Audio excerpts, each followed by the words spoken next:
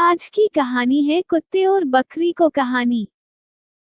बकरी रानी घर के पास चलते चलते एक जगह पर चारों पैर एक तरफ करके बैठ गई। वो बहुत परेशान दिखाई दे रही थी। वो मदद के लिए पुकार रही थी। छन्नू ने जब उसे देखा तो उसने अपनी पत्नी लाजो को आवाज दी। लाजो, बाहर आओ। देखो रानी को क्या हो गया है, बीमार तो नहीं हो गई? अरे ये तो बच्चा जन्मने वाली है, आप बैठिए, मैं सब देख लूंगी। रानी बकरी ने दो प्यारे प्यारे बच्चों को जन्म दिया तो छन्नू के घर में खुशहाली का वातावरण छा गया। दोनों बच्चों का नाम बिल्लू और टिल्लू रखा गया। छन्नू के कुतिया और उसके दो बच्चे जिनका नाम शेरा और बघेरा था, बकरी के दोनों बच्चों को देखने के लिए आ गए। बिल्ली उनसे खेलना चाहते थे, इसलिए आगे बढ़ गए। हमारे घर की आबादी बढ़ रही है, अब तक हम लोग कुल 6 हो गए हैं। ये लोग तो फैमिली प्लानिंग को नहीं मानते। अच्छा है, जनसंख्या बढ़ने दो। आप भी ना। इतना कहकर लाजो घर के अंदर चली गई। कुत्ते के पिल्ले और बकरी के बच्चे आपस में खेलने लगे। छन्नू ये देखकर बहुत खुश हो रहा था। वो भी उनके साथ खेल लेता था। उसे सब परिवार के सदस्य ही लगते थे। वो उनकी सुरक्षा का पूरा ध्यान रखता था। रात के समय बकरी रानी और उसके बच्चे एक कमरे के अंदर रहते। कभी कभी कुतिया और उसके बच्चे भी वहीं रहते थे। एक दिन कुतिया और उसके बच्चे रात के समय कमरे के बाहर ही बैठे थे। अचानक एक सियार छन्नू के घर की बाउंड्री के अंदर आ गया। कुतिया के कान खड़े हो गए। उसे अपने बच्चों की चिंता हो गई। उसने झट से शेरा और बघेरा को पीछे सुरक्षित स्थान पर भेज दिया और उनके आगे खुद सतर्क होकर बैठ गई। सियार ने रानी बकरी के कमरे में जाने की कोशिश की। वो बार बार दरवाजे को धकेलना चाहता था। जब दरवाजा नहीं खुला तो वो कुतिया और उसके बच्चों की तरफ मुड़ गया।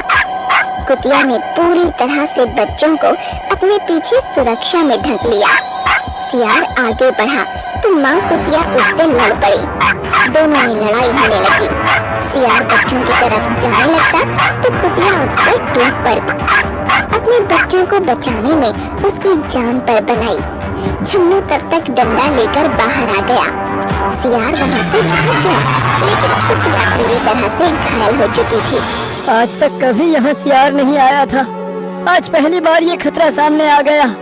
यदि मुझे इसका अंदाजा होता तो मैं इन्हें भी कमरे के अंदर ही रखता। मेरी प्यारी कुतिया देखो पूरी तरह से घायल हो गई है। दोनों बच्चे शेरा और बघेरा आकर अपनी माँ को उठाने की कोशिश करने लगे। कुतिया हिल भी नहीं पा रही थी।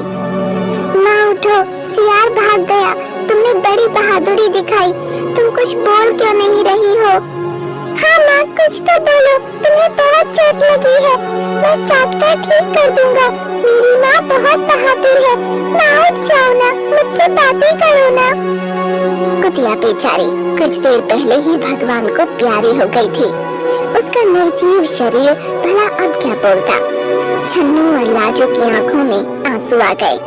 उनके परिवार का एक सदस्य सदा के लिए उनसे दूर हो गया। शेरा और बघेरा अनाथ हो गए। छन्नू और लाजो को उन पर बड़ी दया आ रही थी। ये दोनों दूध पीते बच्चे अभी बहुत छोटे हैं, बिना माँ के हो गए हैं। इन्हें तो ये भी नहीं पता कि अब इनकी माँ इस दुनिया में नहीं रही। रानी बकरी भी वहाँ पहुँच गई थी। उसने सब समझ लिया। वो शेरा और बघेरा के पास आ गई। उसकी ममता का आंचल बहुत बड़ा था। उसने दोनों बच्चों को अपना लिया। शेरा और बघेरा रानी बकरी का दूध इस तरह से पीने लगे जैसे वही उनकी माँ हो। उन दोनों ने भी रानी बकरी को अपनी माँ बना लिया। वो बिल्लू और टिल्लू के साथ भी पूरी तरह से घुल मिल गए। कहते हैं ना होता जिनका कोई, उनका खुदा होता है। बिल्लों की माँ बकरी बन गई। शेरा और बघेरा बड़े हो गए। वो दोनों अपनी माँ रानी बकरी और भाई टिल्लू और बिल्लू की सुरक्षा में लगे रहते थे। एक शाम सूरज ढलते ही वही सियार फिर से आ गया। कमरे का दरवाजा खुला था। रानी बकरी और बिल्लू टिल्लू वहीं पर थे।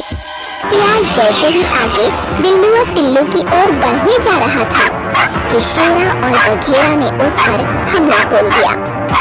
अच्छी कदकाठी के शेरा और बघेरा ने सियार पर जबरदस्त हमला कर दिया। सियार नीचे गिर गया और शेरा बघेरा फिर उस पर टूट पड़े। उन दोनों ने सियार को संभलने का मौका ही नहीं दिया और काट काट कर उसे मौत के घाट उतार दिया।